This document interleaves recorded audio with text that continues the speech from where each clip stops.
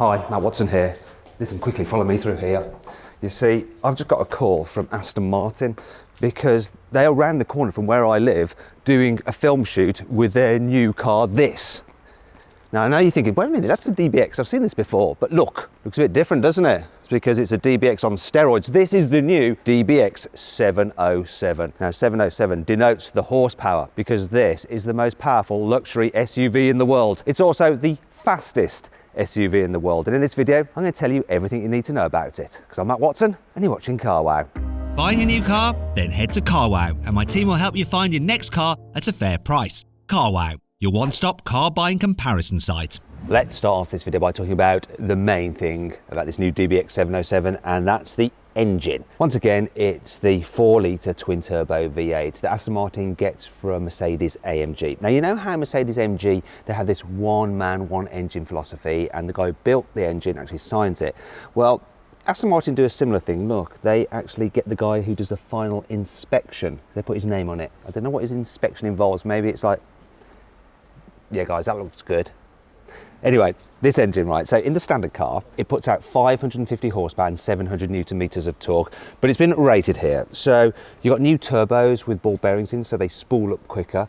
You've got a new exhaust system and an ECU remap. The result is 707 horsepower and 900 newton meters of torque. Now, we're going to find out what this thing sounds like in a moment, but first, I need to tell you some other things.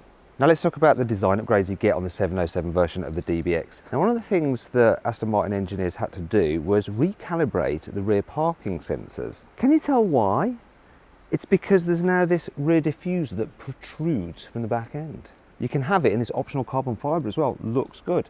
You also get a spoiler for the spoiler, which helps reduce lift at high speeds, and that's important because this is a very high speed vehicle. More on that in a bit. Then you get some vents here, and they're real vents, they're not fake. Plus you get quad tailpipes rather than two tailpipes, and they are big tailpipes. So wait a minute, are these just shrouds? Is there an actual real pipe in there? I need my stick of truth. Has anyone bought the stick of truth? Got this?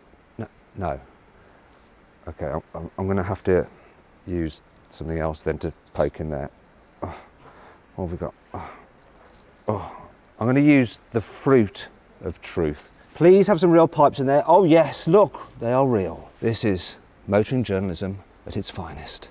There are two main changes at the side of the 707. So the first is the fact that you can get it with 23-inch alloys. The normal DBX, it only has 22s. Also, the car's side skirts are redesigned, and this one has them in the upgraded carbon. Up front, the 707 has an even bigger grille than the normal DBX. Didn't know it was possible, but apparently it's larger. Also, you have these slats in each bar on the grille as well, and they've redesigned the front bumper part here. This has the front bumper part in optional carbon fibre. Looks really good. Another thing they've done is change the daytime running lights. Normally they're circular, but on the 707, they are horizontal. Now let's talk about the gearbox. It's an automatic with 9 speeds, like the standard DBX. However, rather than that car's torque converter, it has a wet clutch. You see, the system is similar to that in Mercedes AMG GT 4-door. And that means that this DBX 707 has launch control. I like launch control. Now I think it's time to just have a listen to the DBX 707's new exhaust system. So let's fire it up, come on.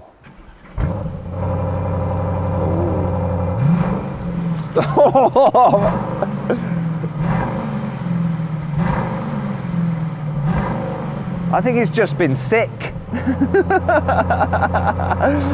Yeah, I'd be sick too if I had a soft limiter.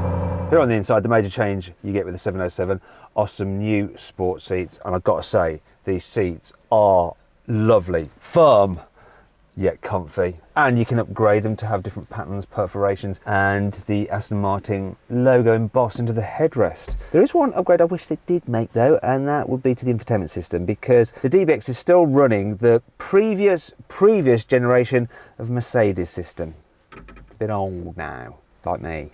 The 707 gets carbon ceramic brakes as standard. Now you can't even get them as an option on the normal DBX, and they are some big brakes. So you got 420mm discs up front, gripped by 6 piston calipers. At the back you got 390mm discs. Also, the 707 has extra cooling to keep those brakes in tip-top condition when you're doing lots of braking on track. One of the benefits of carbon ceramics is that they can do sustained high braking without fade. Another benefit is that it reduces your unsprung mass over standard steel brakes. In the case of these, they reduce the mass by 40 kilos compared to the standard cars brakes. So then, how much does this 707 version of the DBX cost? Well, Aston hasn't announced the pricing yet, but if the standard car starts from £160,000, this one is going to be getting on for £200,000, which is quite a lot of money. The 707 will actually introduce some new features which will also eventually be able to get on the standard DBX, such as these new paint colours, this blue, which I've named Awesome Blue, and that other colour over there, which I've called, what colour is that exactly? You'll also be able to get the two-tone seats. Really like the blue inserts in there, look really cool. And look, the 707 has soft closed doors, which you'll be able to get on the standard car, because if you're very rich, you won't have the strength to be able to shut them yourself because you'll be too busy holding your bags of money. Speaking of which, you'll be able to get the car with an electronically deployable tow bar, so you don't have to do it with your hands. You don't want your rich hands getting all dirty now, do you? And finally, this car has a special drive mode selector, so you can select things very quickly, such as the suspension settings and exhaust settings for the car, the touch or a press of a button. You'll get that on the standard DBX eventually too.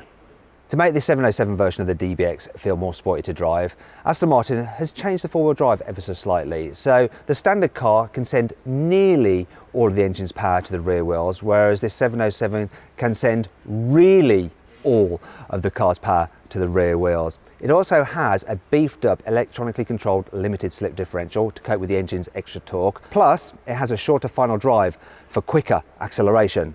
Speaking of which, time for some stats.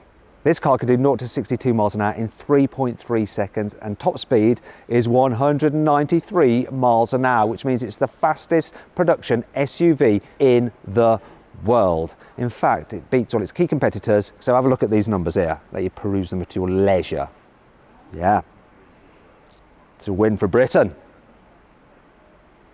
Yeah, I can just sense the Tesla fanboys going, wait a minute, a Tesla Model X isn't listed there, and that's got more power and it's quicker at accelerating. Well, yes, I know, but just shut up, all right?